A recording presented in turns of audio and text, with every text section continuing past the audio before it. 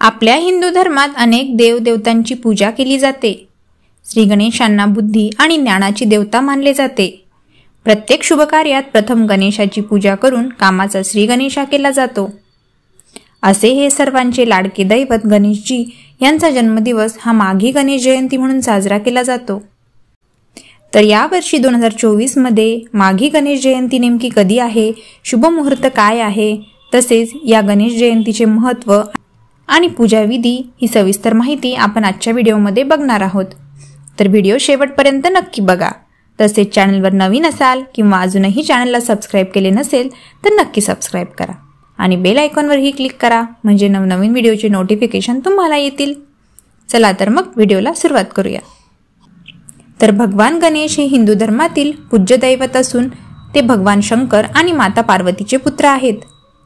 त्यांना विविध नावे आहेत, जसे विनायक, गणेश, गणपती, मूषकराज अशा विविध नावांनी भक्त त्यांची आराधना करतात. हिंदू धर्मीयांच्या मान्यतेनुसार माघी चतुर्थीला गणपती बाप्पाचा जन्म झाला आहे. म्हणून मराठी महिन्यानुसार माघ महिन्यातील शुक्ल चतुर्थीचा दिवस हा गणेश जयंती म्हणून साजरा केला जातो. त्यालाच माघी गणेश जयंती असे म्हणतात. हा दिवस विनायक चतुर्थी किंवा तिलकुंद चतुर्थी म्हणूनही साजरा केला जातो. महाराष्ट्रात काही ठिकाणी या दिवशी 1.5 दिवसांसाठी गणेश मूर्तीची स्थापना केली जाते. तसेच काही ठिकाणी सार्वजनिक गणेश मंडळे सुद्धा गणेशाच्या मूर्तीची स्थापना करून हा सण थाटामाटात साजरा करतात. त्यामुळेच गणेश जयंतीला विशेष महत्त्व आहे.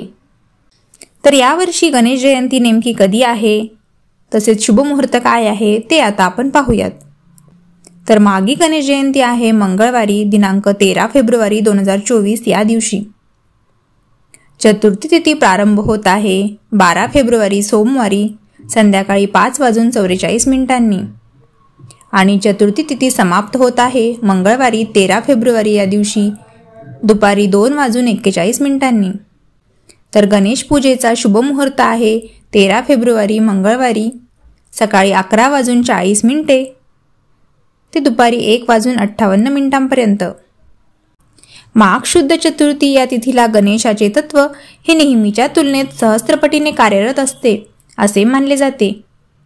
गणपतीची स्पंदने आणि पृथ्वीच्या चतुर्थी तिथीची स्पंदने सारखी असल्याने ती एकमेकांना अनुकूल असतात. म्हणूनच या तिथीला केलेल्या श्री गणेशाच्या उपासनेने गणेश तत्वाचा जास्त लाभ होतो. गणपतीचे एकंदरीत 3 अवतार मानण्यात येतात. या तिन्ही अवतारांचे जन्मदिवस वेगवेगळे आहेत.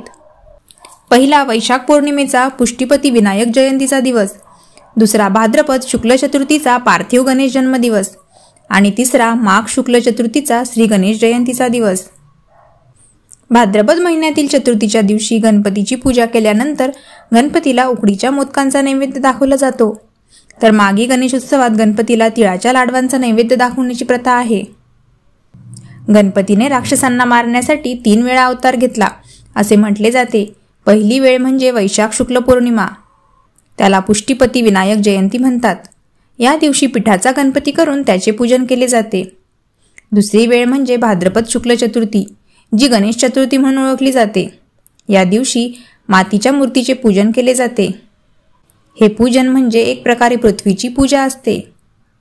भाद्रपद महिन्यात शेतात धान्य तयार होत असतं, त्याप्रती कृतज्ञता म्हणून पृथ्वीची पूजा केली जाते. तर तिसरा दिवस म्हणजे माघ शुक्ल गणेश जयंती. तर माघी गणेश जयंतीला नेमके काय करावे, तर या दिवशी गणपती बाप्पाची षोडोपचारे पूजा करावी. गणपती बाप्पाला तुम्ही पाण्याने किंवा पंचामृताने किंवा दुधाने अभिषेक घालू शकता. दिवसभर गणपतीचा नामजप करावा. गणपतीला लाल फूल अत्यंत प्रिय आहे आणि दुर्वा देखील अतिशय प्रिय आहेत. तर गणपतीला आवर्जून लाल फूल आणि दुर्वा वाहाव्यात. श्री गणेश स्तोत्राचे पठण करावे. गणपतीची आरती करावी. नैवेद्यामध्ये तिळाचा समावेश असणारे पदार्थ ठेवावेत. या दिवशी गणपती बाप्पाच्या आवडीचे मोदकही तीळ आणि गुळाच्या मिश्रणाचे केले जातात. काही ठिकाणी या दिवशी हळद किंवा सिंदूर यांनी गणेश मूर्ती बनवण्याची पद्धत आहे. तर काही घरात 1.5 दिवसाचे गणपती देखील बसवतात. या दिवशी गणपतीची विधिवत पूजा करून त्याचे दुसऱ्या दिवशी विसर्जन केले जाते. गणेश चतुर्थी हे व्रत वर्षभरही काही लोक उपवास म्हणून पकडतात. या व्रतामुळे घरात सुख, शांती, समृद्धी वाढते, मनोकामना पूर्ण होतात, अशी गणपती बाप्पाच्या भाविकांची धारणा आहे. या दिवशी तुम्ही गणपती अथर्वशीर्षाचे पठण देखील करू शकतात. गणपती अथर्वशीर्षाचे पठण खूप प्रभावशाली असते. गणपतीला 21 दुर्वा वाहिल्या जातात, कारण मातृदेवता 21 आहेत असे मानले जाते आणि गणपती हा मातृप्रिय आहे. गणपती हा 14 विद्या आणि 64 कलांचा अधिपती असल्याने त्याच्या उपासनेने मनाची एकाग्रता साधता येते आणि हाती घेतलेले कार्य पूर्ण करता येते. श्रद्धेने, आनंदाने व समाधानाने पूजा करावी.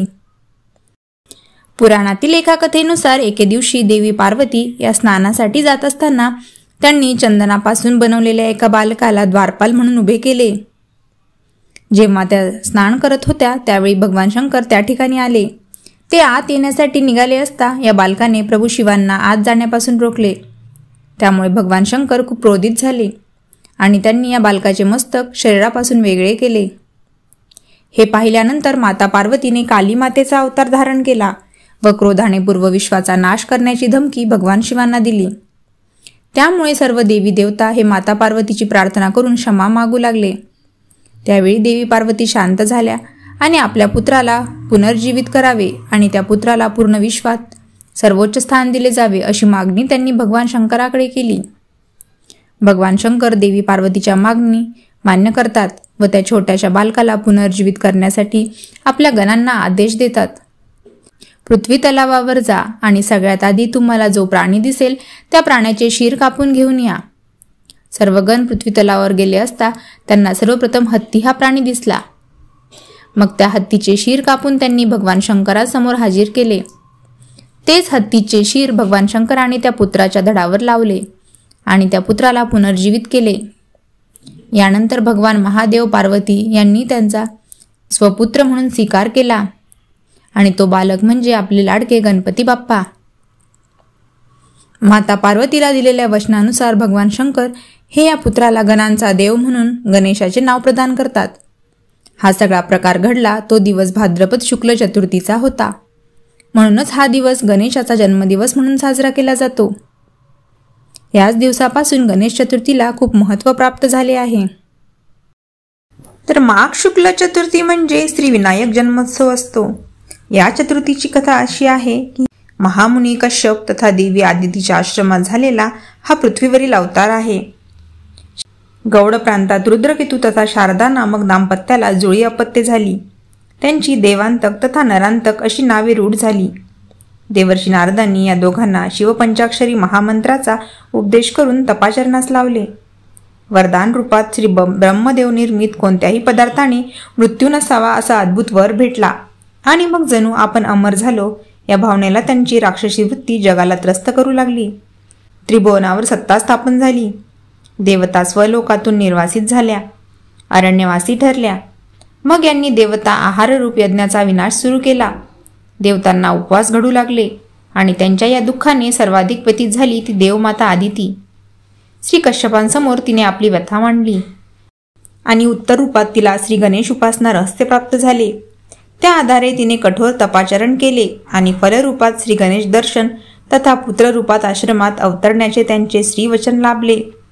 इकडे देवांतक नरांतकच्या अत्याचाराने त्रस्त झालेल्या देवतांनीही अंतिम उपाय रूपात श्री गणेश आराधना सुरू केली आणि या सगळ्यांच्या हाकेला प्रतिसाद म्हणून माघ शुक्ल चतुर्थीला कश्यपगृही भगवान श्री विनायक रूपात अवतीर्ण झाले.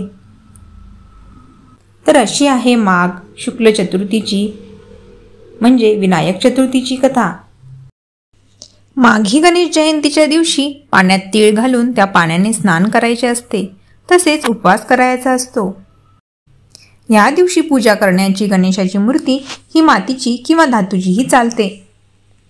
भाद्रपद गणेश चतुर्थीला जशी घरोघरी मातीची गणेश मूर्तीची पूजा केली जाते, तशी माघ महिन्यातील गणेश जयंतीला प्रत्येक घरी पूजा केली जात नाही. तशी परंपरा किंवा प्रथाही नाही. काही ठिकाणी सार्वजनिक गणेशोत्सव साजरे केले जातात. काही कुटुंबात गणेश जयंतीला परंपरेप्रमाणे व्रत केले जाते.